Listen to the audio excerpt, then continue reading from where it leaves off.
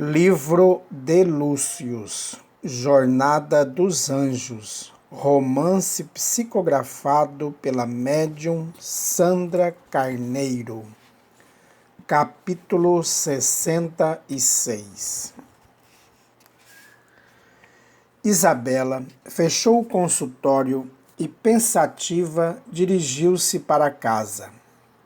Já poderia dizer a Mário que retornasse, pois, apesar de solucionar-se tragicamente, o pior da situação do rapaz havia passado. Chegou em casa em silêncio e subiu para ver a filha. Fitou o rosto sereno da menina que dormia e murmurou cheia de ternura enquanto ajeitava a coberta com delicadeza sobre o corpo da pequenina. Parece um anjo, quanta doçura! Depois foi para o quarto esperando encontrar o marido. Ele não estava. Ao invés dele, encontrou sobre sua mesa um recado que a sogra lhe escrevera. Peter dormirá na Califórnia. Virá somente amanhã. Sem ânimo para jantar, desceu, tomou um copo de leite, voltou para o quarto e se deitou. Acomodou-se na cama vazia e não pôde reter as lágrimas que lhe corriam pela face. Lembrou-se com ternura dos primeiros tempos de seu relacionamento com Peter, do namoro, à distância, do início do casamento, quando passavam juntos todo o tempo livre, trocando carinho, longas e reconfortantes conversas.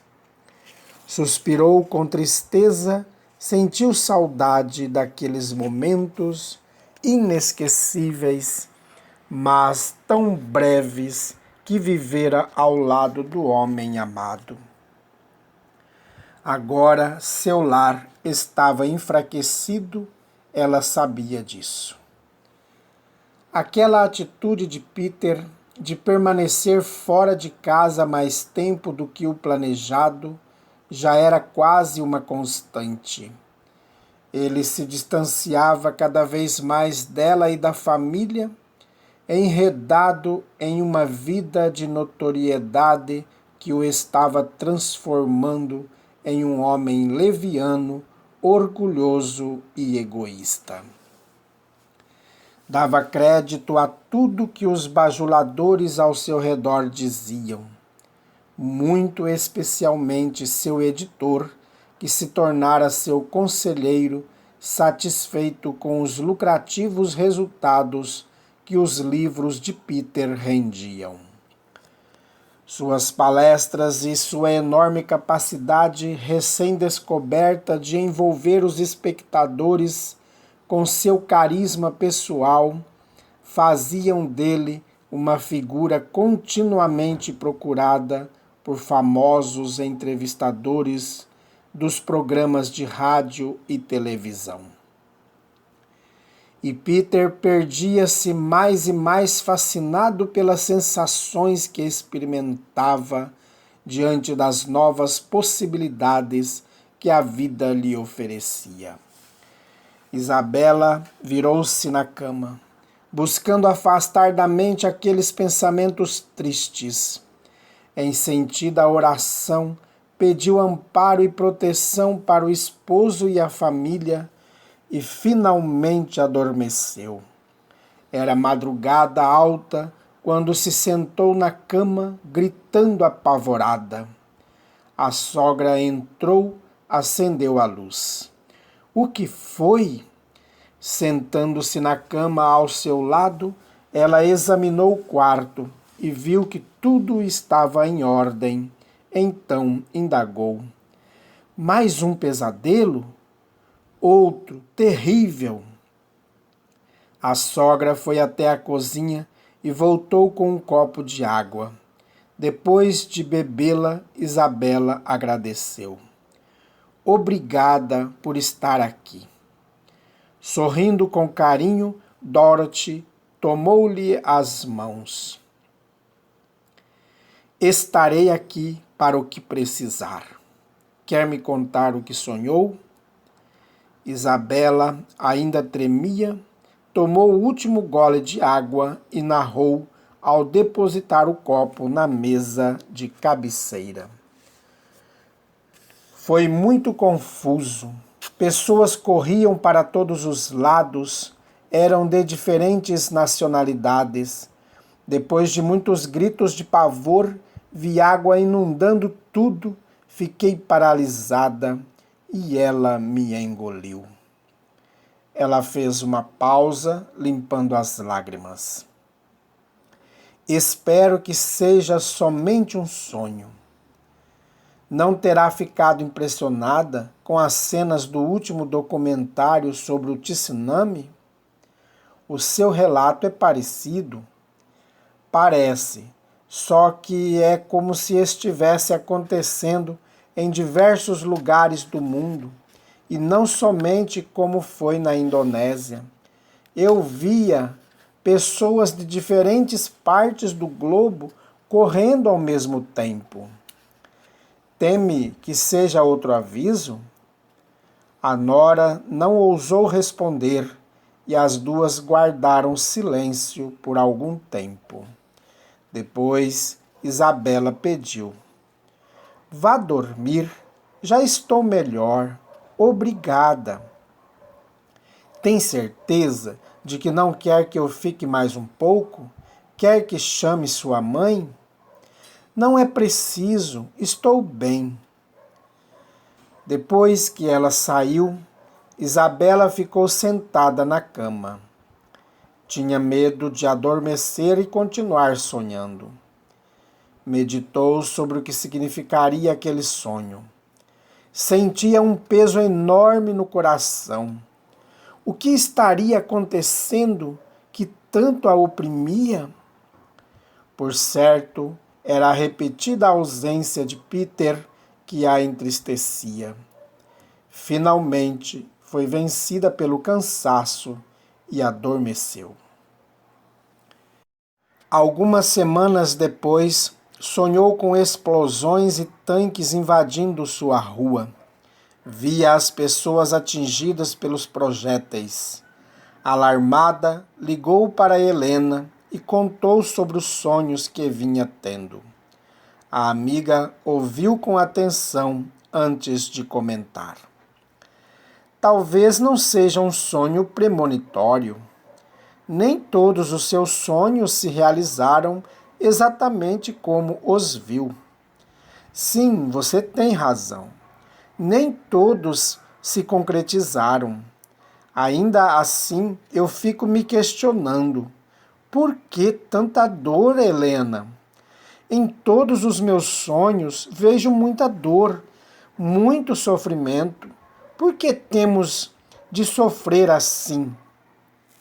Violência, desamparo, fome, doenças de todos os tipos e muitas catástrofes naturais, uma atrás da outra.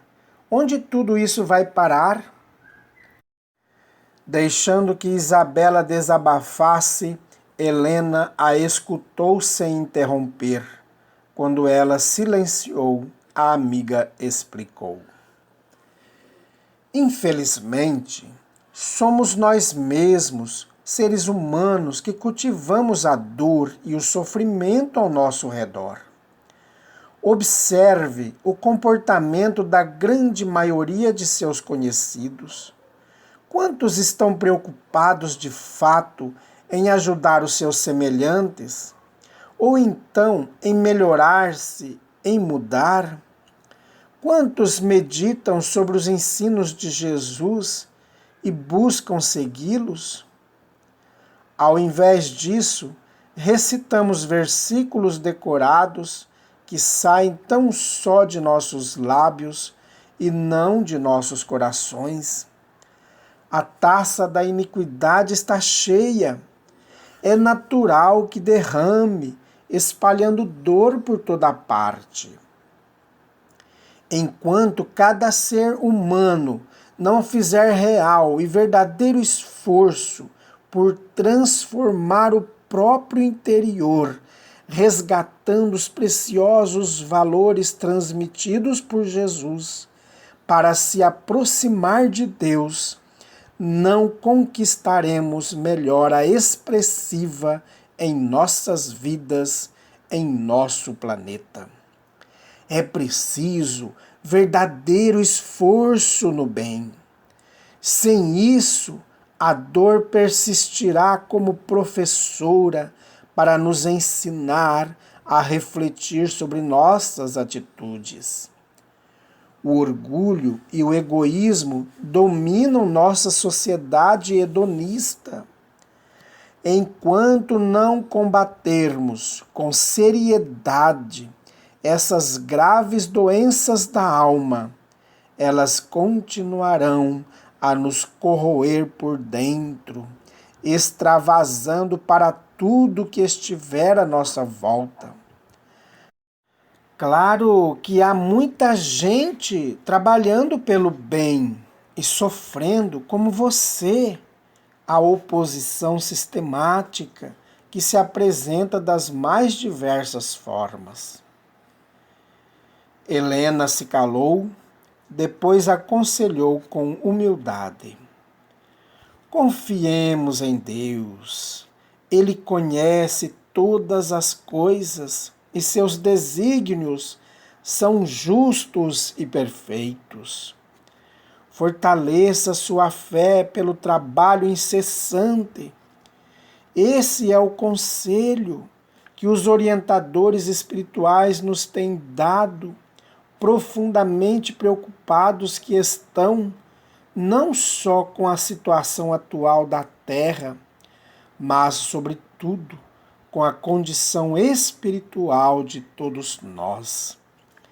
Eles estão ao nosso redor para nos sustentar, porém, precisamos confiar em sua proteção e na direção divina sobre o planeta. Conversaram ainda por algum tempo e então Isabela finalizou a ligação agradecida. Mais uma vez, obrigada por me escutar. Ligue sempre que desejar e dê um beijo bem carinhoso na minha neta. Sorrindo, Isabela respondeu: Sua neta? Pode deixar. Num esforço para se reaproximar do marido, Isabela organizou uma pequena viagem para que os dois pudessem ficar algum tempo a sós. Entretanto, Peter já acalentava o desejo do divórcio, ressentido com o fato de ela ter deixado de acompanhá-lo em seus compromissos e viagens.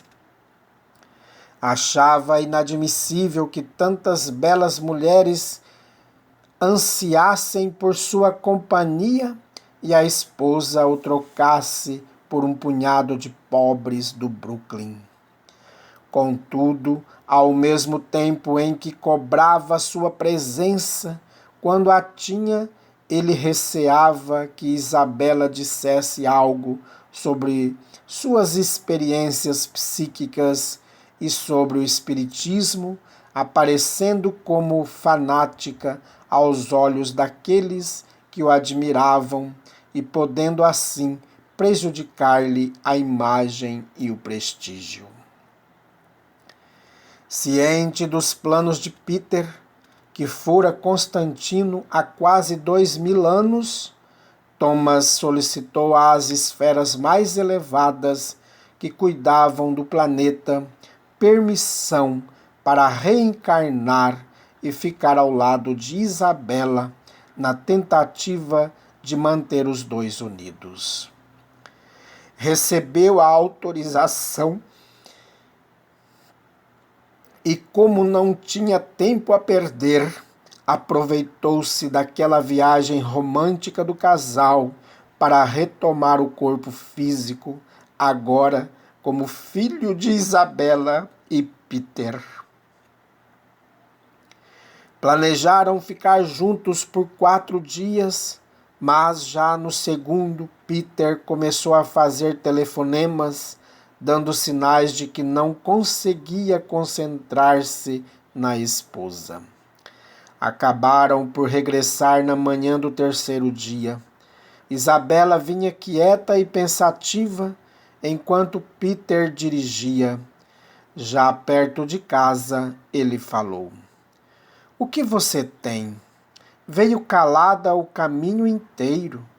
Sinto termos de voltar antes, mas realmente fiquei um pouco inquieto, pois preciso dedicar-me ao próximo livro." Fitando o marido, Isabela indagou: "E o livro de sua vida, Peter?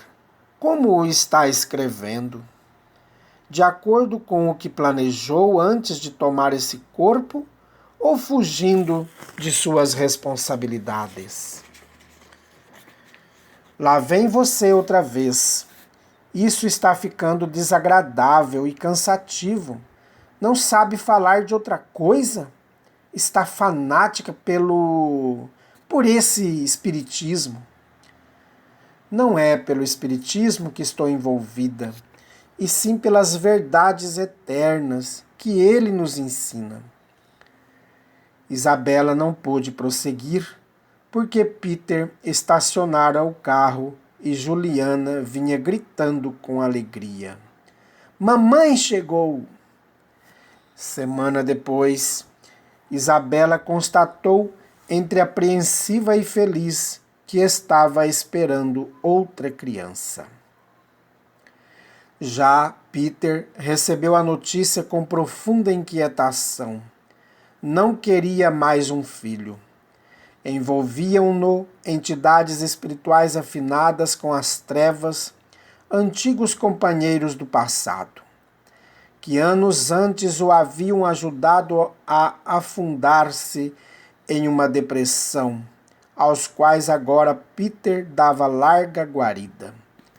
Agora utilizavam uma tática diferente, hipnotizavam-no com o sucesso e a fama, para que se sentisse encantado por si mesmo e pelo êxito alcançado. Depois que Isabela deu-lhe a notícia da gravidez, Peter não teve mais tranquilidade. Sentia-se compelido a esquecer os planos de separação, permanecendo junto da esposa e da família. Por outro lado, perdia-se em sentimentos contraditórios, desejando plena liberdade para fruir a vida como bem entendesse. Passou algumas semanas em ardente conflito. Finalmente, vencido pelo orgulho e pela vaidade, resolveu ter uma conversa definitiva com a companheira. Naquela manhã, quando ele desceu, Isabela perguntou: "Na sexta-feira tenho consulta para fazer um ultrassom. Vem comigo?" Ele não respondeu. Quando terminou de tomar o café, pediu: "Venha comigo até o escritório. Precisamos conversar." Isabela o seguiu com o coração opresso. Já imaginava o teor da conversa. Peter fechou a porta e disse: "Esta não é uma conversa fácil para mim, principalmente com você nesse estado." Isabela, antevendo o triste desenrolar do assunto, não conseguiu conter as lágrimas que lhe brotavam nos olhos. Imediatamente foi amparada por espíritos amigos e pelo protetor espiritual que substituíra Thomas. Eles a fortaleciam, enchendo-a de carinho e amor. Peter então comunicou: "Isabela, quero o divórcio." "Assim, De repente, nos últimos tempos, tenho pensado muito em obter minha liberdade. É claro que a chegada de mais um filho abalou-me no mais íntimo. No entanto, não seria justo comigo, nem com você, nem mesmo com ele, escolhermos ficar juntos apenas por causa dele. E o amor que sentíamos um pelo outro, Peter?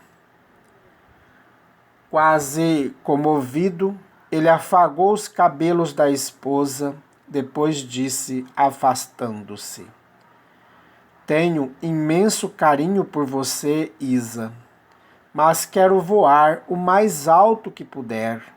Quero ter liberdade total para realizar o que desejo. Ela baixou a cabeça e ele continuou: É claro que nada haverá de faltar para vocês. Deixarei a casa em seu nome e lhe darei uma grande quantia em dinheiro. Terão tudo do melhor possível. Vou pagar os estudos das crianças, as viagens que você fizer, sozinha ou com eles. Enfim, tudo o que quiserem ou de que precisarem. Dinheiro não será problema. Erguendo a cabeça com os olhos úmidos e brilhantes, Isabela questionou: Acha mesmo que estou preocupada com o dinheiro? Ele fitou a esposa com certo desdém. Claro, você é superior, uma mulher acima das banalidades da vida. Não se preocupa com o dinheiro? Não é isso. Não precisa explicar, Isa. De qualquer modo, importando-se você ou não, vou cobrir todas as despesas da minha família. Ela emudeceu e ele também. Depois de longo silêncio, Peter foi duro. Podemos fazer isso da maneira mais fácil ou da mais difícil. Dadas as suas condições, acho melhor simplificarmos ao máximo. Vou para um hotel agora mesmo. Você descansa, se refaz e mais tarde conversamos sobre as questões burocráticas. Ela se levantou, abraçou forte o marido, que permaneceu imóvel, e perguntou com delicadeza: Se fiz algo de que não gostou, eu posso mudar. Afastando a esposa, ele respondeu: Não é você, querida, sou eu. Sentindo a decisão inabalável do marido, Isabela disse com enorme tristeza: Não há nada que eu possa fazer ou dizer que vai fazê-lo mudar de ideia, não é? Não, nada. Então está certo. Faça como desejar. Não vou dificultar em nada sua decisão. Sorrindo pela primeira vez desde que haviam começado aquele difícil diálogo, Peter falou aliviado: Acho uma sábia decisão. Depois de comunicar à família a decisão do casal, Peter instalou-se em um hotel ainda naquele dia. Nos meses que se seguiram, durante todo o período de gestação, Isabela buscou amparo no trabalho incessante. Sempre que sentia o desânimo rondar-lhe o coração, ligava para Helena e conversavam. Ao desligar, a jovem se sentia fortalecida em seus valores e ideais e, atendendo aos conselhos da amiga, dedicava-se ao próximo, esquecida de si e de seus problemas. Os pesadelos continuavam cada vez mais frequentes. Noite após noite, Isabela via grandes calamidades abatendo-se sobre a terra. Ao despertar, recorria ao melhor meio de acalmar-se: Orava por si, por seus familiares e por todo o planeta. No final da gestação, o médico a aconselhou a diminuir um pouco o ritmo, pois a água em sua placenta diminuíra além do normal, o que podia ser reflexo do estresse emocional pelo qual passava. Isabela acatou-lhe as orientações e manteve-se mais em casa. Naquele dia, estava particularmente cansada.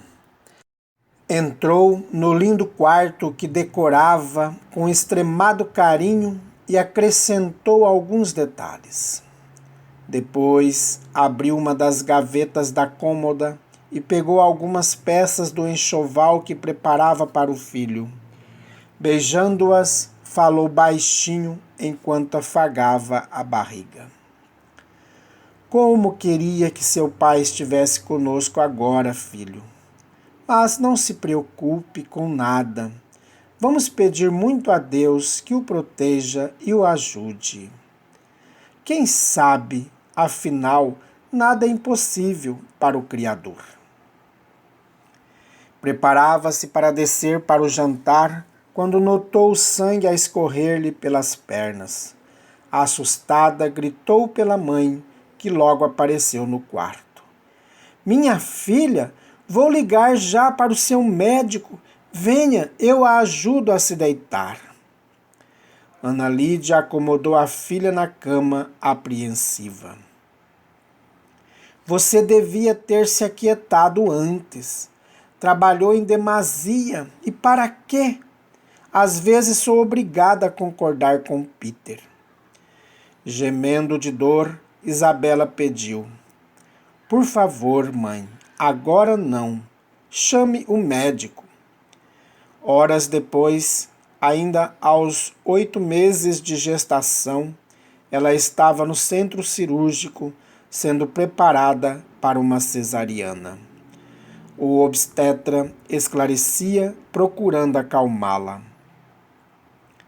A placenta descolou e a bolsa se rompeu, por isso o sangramento. Precisamos tirar o bebê. E interromper a gestação não fará mal à criança? Com o rompimento da bolsa, você pode acabar com uma infecção, bem como o bebê. Sou pediatra, doutor, e sei bem que o bebê pode não estar com o pulmão pronto. Embora não desconheça sua experiência profissional, peço que confie em mim. Temos condição de cuidar dele, que é muito saudável. Agora relaxe. Quem vai assistir ao parto? Isabela respondeu, disfarçando a frustração. Nem minha mãe, nem minha sogra têm coragem. Portanto, não terei acompanhante dessa vez. O médico que fizera o parto de Juliana e já sabia da situação entre Isabela e Peter, não disse nada. Apenas acomodou-a na posição, esperando o efeito da anestesia.